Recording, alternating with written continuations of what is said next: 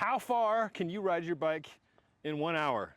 This man, Pat Warner, just rode 51.013 kilometers in 1 hour, setting a world record, a Masters World Hour record. Nice work, Pat. Thank you. Now, I want you to tell us how you did it in a nutshell. Only one question at a time. Why? Well, yes, we're just going to get to it. How you did it, in terms of training, what the bike setup was, why you would do this, and then fourth, like what tips or just a single tip you would have for someone who's looking to improve their time trialing. So let's start with the why. Why in the world would you want to suffer for 1 hour? That's a great question. I think I ask myself that as much as anybody. No, it's been on my radar for a long time. It's just an iconic thing. I mean, you hear the Merckx record and all that type of stuff, and it's just always been there. And growing up track racing, you always wondered, what could you do if you really tried? And before I turned 50, it was one of those things, I'm like, nobody's gone 50 kilometers over 50. And so I called it Project 50, and well, COVID happened. Yeah. And so it ended up being, then we said Project 51. I'm like, I don't know about that. And then we made it Project 52, and I said, no, I don't think so. And then it ended up being Project 53 minus something, so.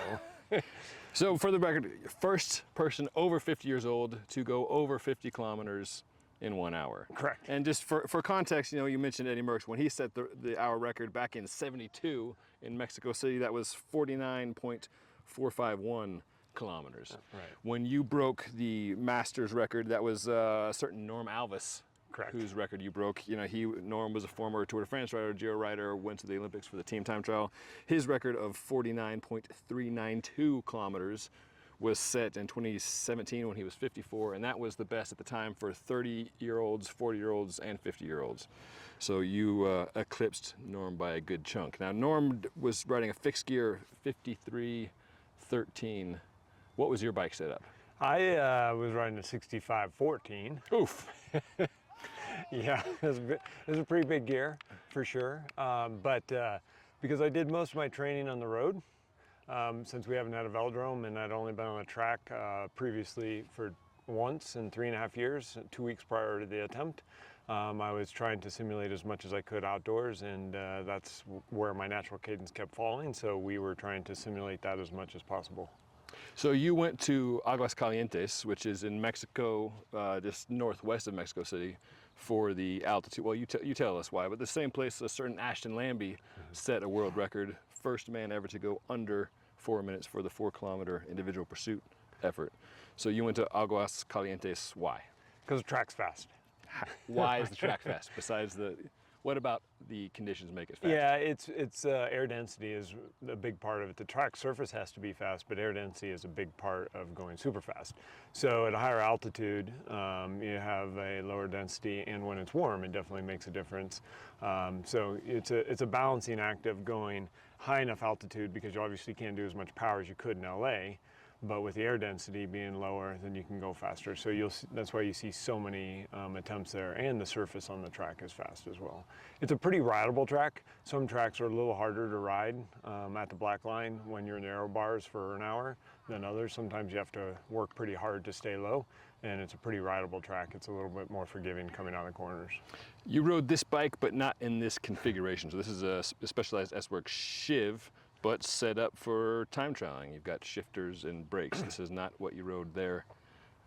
Correct. Again, I didn't have a track train on, so I was looking for a frame that had horizontal dropouts but could be ridden on the road. Yeah. And so I just simply converted over. I take all the brakes and the shifters and derailleurs and off, and put on my fixed gear crankset and wheels, and away we go. I don't change the handlebars or seat or anything. I just literally take off all the Di2 stuff and make it a single speed.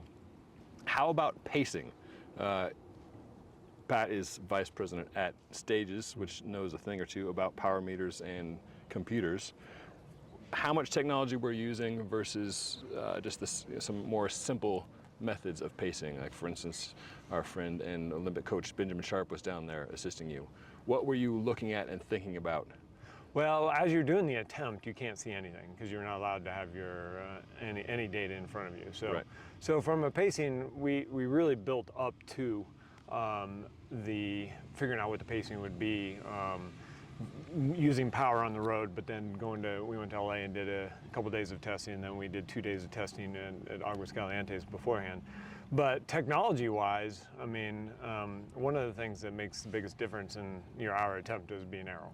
So we started in the wind tunnel in December, and then I was lucky enough to be able to use a new aero sensor and body sensor that helped me refine my aero position. And that was amazing because I could see it real time, both on the track and on the road. So it would go to the extent of telling me if my head was too low or too high for my aero position. So from a technology standpoint, that was probably, combined with power, probably the most advanced that we got, and it was a huge help. Yeah, it's incredible how finely detailed that can get now. I was at the LA track 6 or 7 years ago using the aero stick there with the team, and that could discern, like arm position. Like, turns out like having big cylinders in the wind is not a positive thing. By bending your elbows, that is faster. But as far as hand position, I don't think we could determine that. So it seems like the technology has improved greatly in a couple of years. You were saying like you could tell even between like gloves or not gloves. Correct. Yeah. I was testing to see if gloves were faster or not faster, and we could definitely see that the gloves I was wearing were faster than not faster. We even tested the difference between 2 different brands of shoe covers, and we could see the difference. So, but yeah, I could see on the track, I could see within 4 or 5 laps, I could give Benjamin a thumbs up or thumbs down if we need to keep riding it or not, and I would know that fast if it was going to be faster or slower, because I had live CDA in front of me in the lap CDA. So super cool. Yeah, it's crazy. It's going to change the way people work. It's crazy, but the thing about it is, it's still a lot of work. Sure. Because there's not a magical answer for everybody. Sure. Like, everybody's setup is slightly different. You see hands down, hands up, hands wide, hands narrow. So there's a lot of iterations that go on. But yeah, it's absolutely amazing that you can see that in real time. And then there's balancing power output versus CDA and taking into account what is actually sustainable for your position. Because, you and I both have been in wind tunnels with pros. Well, they can get super tiny, but that's not a position you can ride for an hour. And then conversely, your most powerful position often may be a bit of a wind sail.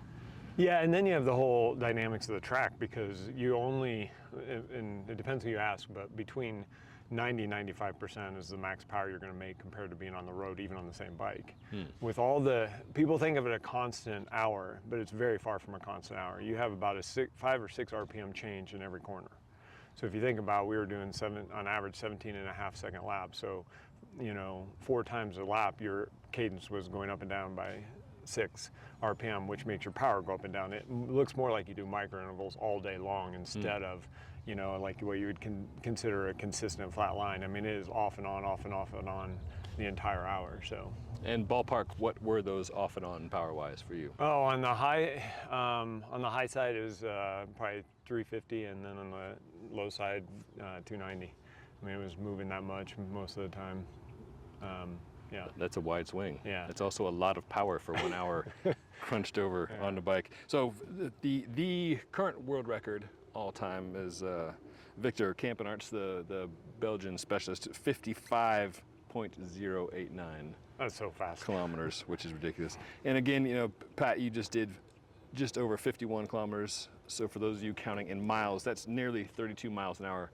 Next time you're out on a flat stretch of road, get up to 32 miles an hour, see how long you can keep that pace up. I remember the day you said it, I also rode 52 kilometers, and it took me 2 hours. So that's moving quickly. Let's leave the folks with one takeaway for if you're wanting to improve your time trialing and you're not flying to Mexico, you don't have the latest high-tech CDA live information. What's a simple tip for how people can improve their time trialing? Well, I think that a lot of people don't train in their time trial position and bike. They want to go out and ride and do all the fun stuff, but really spending time on the bike is probably one of the things I see people not do enough of. It's not necessarily fun. I can attest to this. Yeah. So it's easy to skip that part, but yeah, you can do coast downs, and you can do all that type of other stuff for figuring out what's going to be faster. But it comes down to you have to be fit. And you have to be fit in that position. I got to the point where I had 0 power difference on this bike compared to my road bike, far as threshold. So it's a matter of just spending time in that position, because you can get there if you work at it hard enough. Now you said there was a like 95% difference in what you can produce on the road versus what you can produce on the track. You said you were able to get your power between the road bike and the time trial bike the same. Are you saying like on the track itself? Yeah, just with all the fluctuation. I see. Yeah, you have so much fluctuation per lap, and you never get to shift either. So I mean, you know, you're Right. you're in one gear going through all those iterations. Yeah. Well, once again, Pat Warner, 51.013 kilometers, the new World Masters hour record holder. Congratulations, Pat. Thanks very much. Thank you.